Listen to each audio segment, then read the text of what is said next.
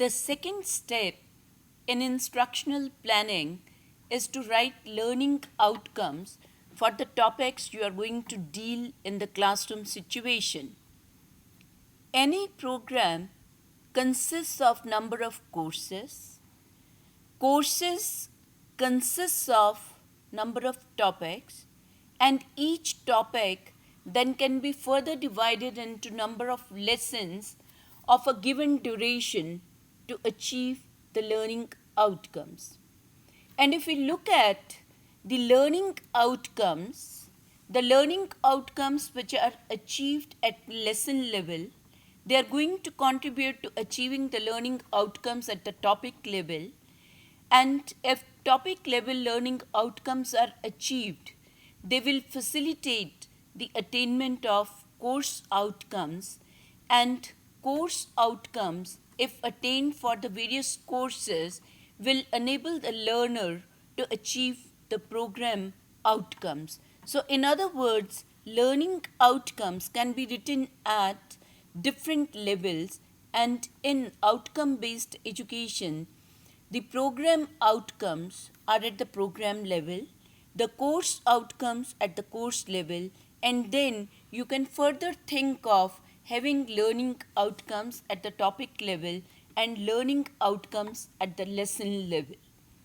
Let's now understand what exactly do we understand by this term learning outcomes.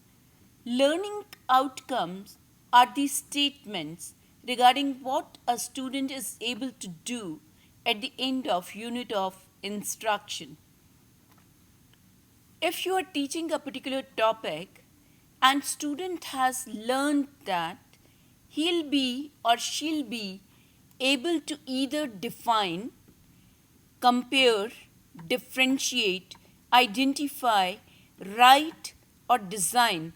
Now, for example, on the screen you can see define efficiency, define programming, compare diesel engine with petrol engine, or a student is able to differentiate between deep and shallow foundation, or differentiate between stack and array, and identify the mistakes written in program in C++, or he or she can write a program in C++, or design a staircase for 3-story residential building.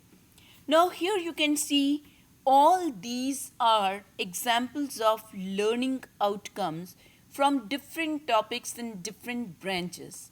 And here you can see each one of the learning outcome has been stated in a statement form in terms of what a student is able to do at the end of instruction, and each learning outcome starts with an action verb, that is define, compare, differentiate, write, or design.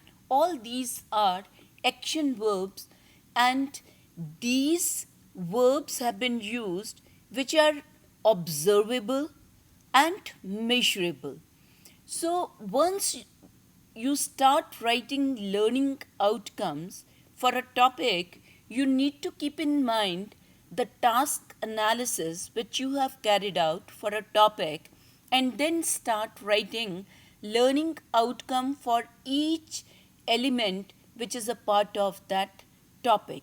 So in nutshell, we can say learning outcomes are the statements regarding what a student is able to do at the end of unit of instruction, and it has 5 major characteristics. Each learning outcome is specific.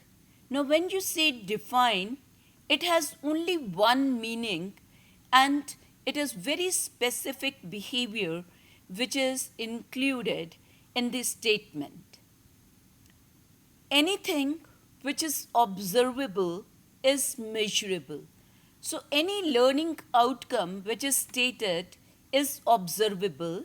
You can observe the behavior either orally or in written form, and then you can compare it with the standard answer. So it is measurable and it is achievable. Whatever learning outcome you write, these need to be achievable by the learner, and these are stated in realistic terms, and they are to be achieved in given time frame, maybe at the end of the lesson, at the end of the course, or at the end of the program. So learning outcomes are attainable within a given time frame.